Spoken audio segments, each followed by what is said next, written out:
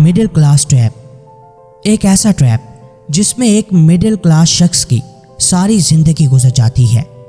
वो हमेशा गरीब होने के खौफ और अमीर बनने के लालच के बीच में फंसा रहता है। जॉर्ज बर्नार्ड शॉ ने कहा था, एक मिडिल क्लास शख्स कभी भी अपने लिए नहीं जीता, बल्कि वो दूसरों के लिए जीता है।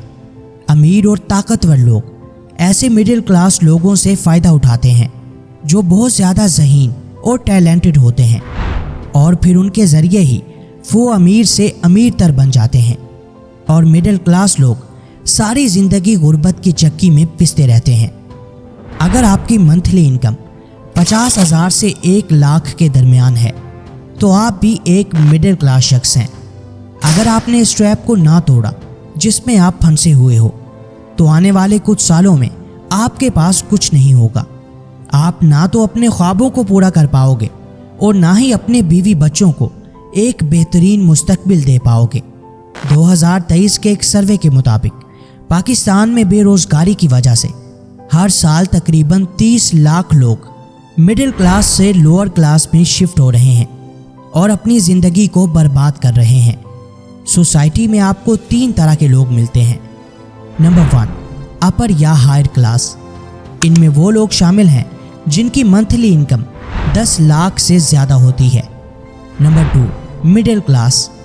इनकी मंथली इनकम 50,000 से 1 लाख के दरमियान होती है। एंड नंबर 3, लोअर क्लास, यानी मेहनत मजदूरी करके अपना और अपने बच्चों का पेट पालने वाले लोग। इनकी मंथली इनकम 10,000 से 40,000 के दरमियान होती है। इन तीनों में से मिडिल क्लास ही वो लोग हैं जो कि ट्रैप में हैं, क्योंकि लोअर क्लास तो ऑलरेडी गरीब हैं। वो मेहनत करके मिडिल क्लास या हायर क्लास में तो शिफ्ट हो सकते हैं, लेकिन उन्हें मज़ीद गरीब होने का कोई डर नहीं है।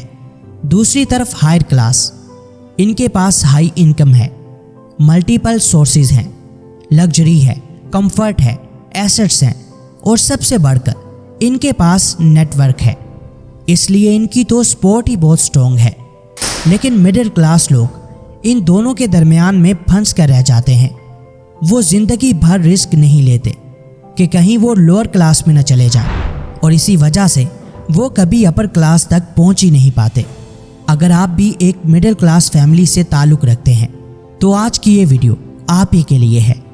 अगर आप चाहते हैं कि अगले 30 लाख लोग जो आने वाले साल में गरीब होने वाले हैं उनमें आपका नाम ना हो, तो इस वीडियो को गलती से भी स्किप मत करना, क्योंकि आज हम आपको 5 ऐसे ट्रैप्स के बारे में बताएंगे जिनमें फंसकर आप अपना बहुत सारा पैसा ज़ाय कर रहे हो, और आने वाले वक्त में यही चीज़ आपकी बर्बादी की वजह होगी।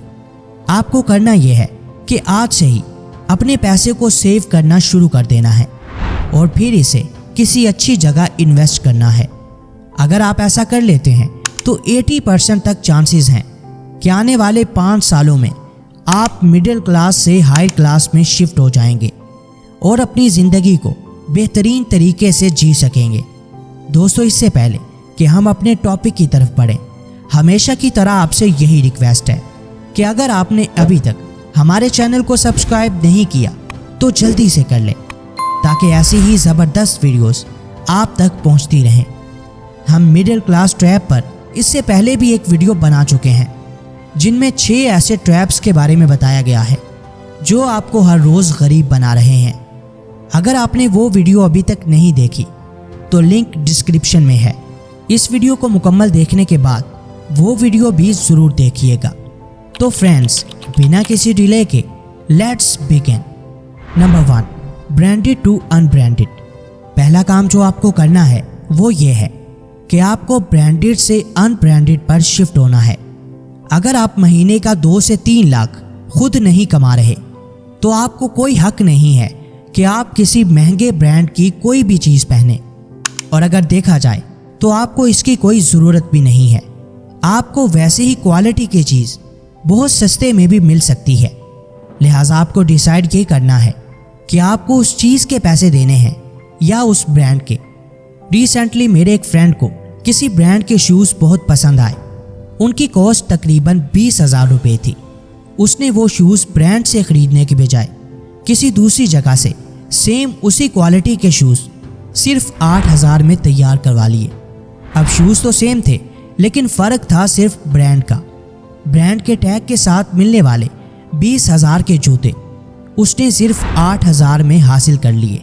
लिहाजा पहला काम जो आपको करना है वो है ब्रांडेड से अनब्रांडेड पर शिफ्ट होना। वही पैसा जो आप यहाँ ज़ाय कर रहे हो उसे किसी अच्छी जगह इन्वेस्ट कर लो, और जब आप बहुत ज़्यादा कमाने लग जाओगे फिर चाहे आप ब्रांड की जितनी चाहे चीज़ें खरीद लें, लेकिन आज सिर्फ दिखावे के लिए अपने पैसों को ज़ाय मत करें। Number 2, learn to bargain. भाव तोल करना सीखो।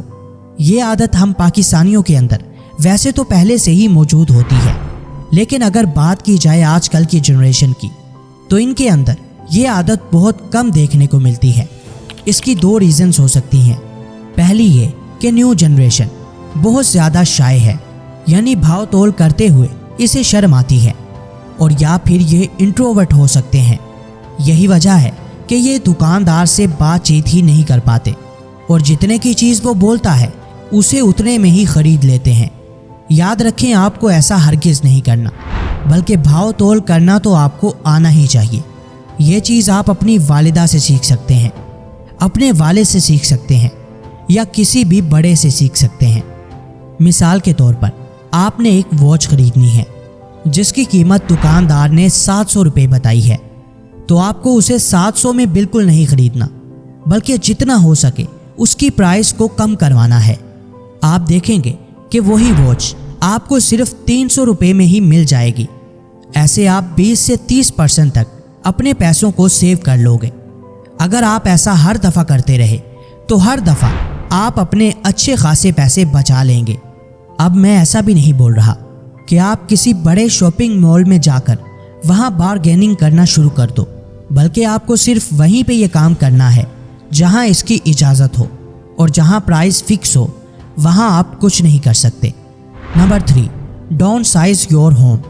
घर किसी भी इंसान का एक बहुत बड़ा इमोशन होता है।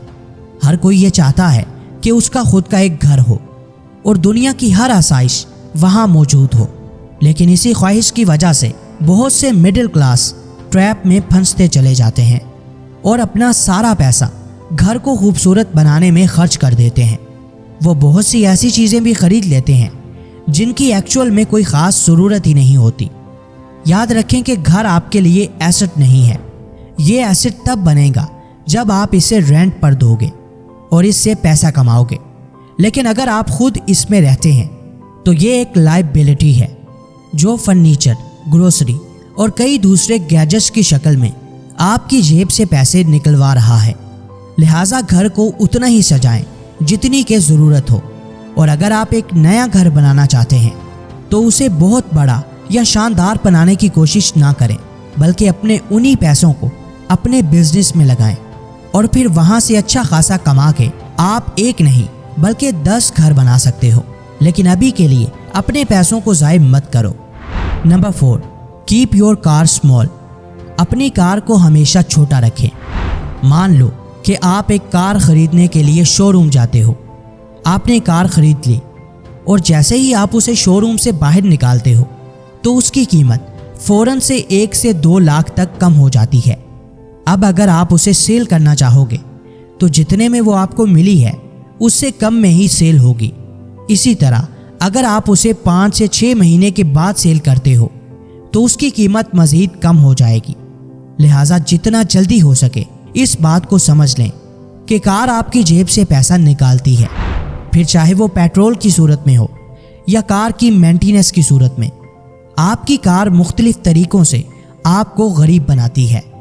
कार ख़रीदने का एक सिंपल सा रूल याद रखें कि आप जो कार ख़रीद रहे हैं उसके सारे खर्चे आपकी मंथली इनकम के 10% से ज़्यादा नहीं होने चाहिए।